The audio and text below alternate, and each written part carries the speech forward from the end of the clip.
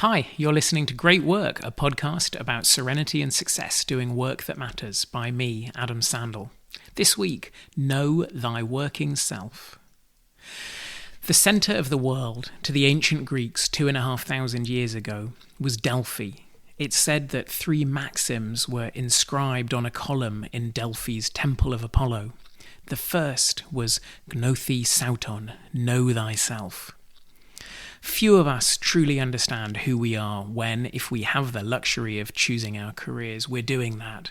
What it is that matters most to us, what will fulfill us, how we cope with challenges at work, what are our foibles, what will remain important when the new job smell has faded and the work becomes routine. These things take decades to work out, if we ever figure them out at all. But understanding how we work, what our own bugs are, and what matters to us, these insights are vital to level-headed fulfillment.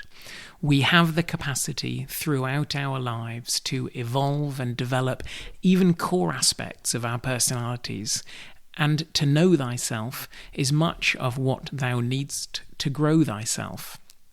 Roman emperor philosopher Marcus Aurelius may have been overdoing it when he wrote that those who do not observe the stirrings of their own minds are necessarily unhappy. But he was only overdoing it a bit.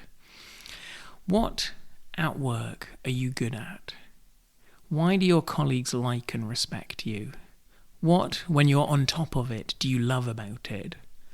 Is there exhilaration in being good at something, or a secret pleasure in being admired? Do you find meaning in doing something useful? Is the all-absorbing flow of creative or intellectual work what matters to you?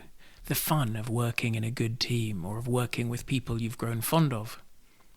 How do you cope with pressures? Can you become irritable, self-important, withdrawn or overwhelmed? Do you become incapacitated by self-doubt? Do minor inconveniences disproportionately frustrate you? Does stress seed headaches or other physical symptoms? Are you sarcastic or patronizing when someone presses your buttons?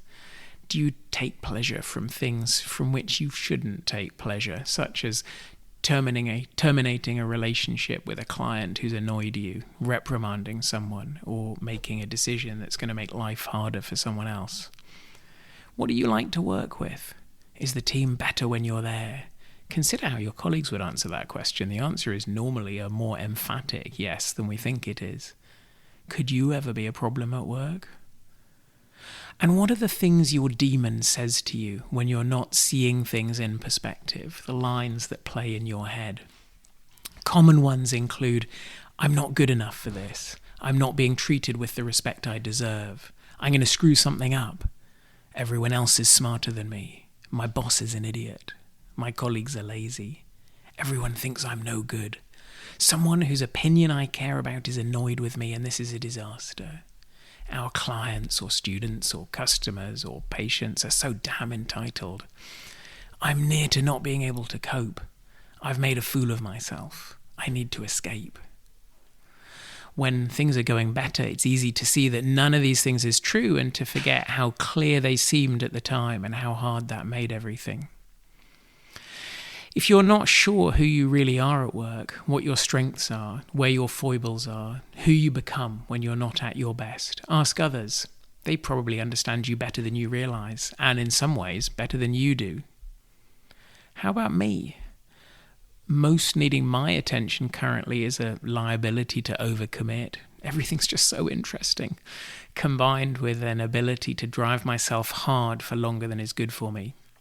The eventual price is stress, poor sleep, proneness to anxiety about things involving others, irritability, and difficulties unwinding. Prevention's better than cure. Another day-to-day thing for me, a growing anxiety when things are coming at me from many directions. The list of things I need to do is growing, as is often the case in my current job, and I have finite time. Anxiety that my control over my day is fragile, that I'm out of control of the work and something bad may happen. But knowing these foibles is great. With awareness, they aren't hard to manage. One answer to my control over the day thing is the realization that my day's always out of my control, so there's no point worrying about it. Once it would have embarrassed me to acknowledge things like this, and I wouldn't have dreamt of writing that last paragraph publicly. I've slowly learned that there's nothing vulnerable about being candid about most of my own shit, even with people I don't know well. In fact, it helps. So know thyself and keep learning as thou evolvest. Spot those dysfunctional scripts we all have. Learn to recognize them in the moment, and you can begin replacing them with ones that will do better for you, to which we will come in a future podcast. That's almost it for this week. I have a fiction recommendation for you, Sally Rooney's Normal People, a beautifully written study of love, coming of age, and perhaps knowing thyself. So thank you to Great Work reader Amy for that recommendation. Next week's topic is Almost Nothing is a Crisis. Look out for that, and if you're interested in this podcast version of Great Work, make sure you've followed or signed up for this podcast. If you didn't get here via the weekly email and would like to get that, it's free and you can unsubscribe at any time. Head over to www.adamsandel.com, that's adamsandell.com, and sign up or look me up on the Substack app. Finally, I'd love to know what you think of this, whether it helped, whether you think I could improve it. You can comment on the email version, click the comment button, or email me at adam@adamsandel.com. See you next week.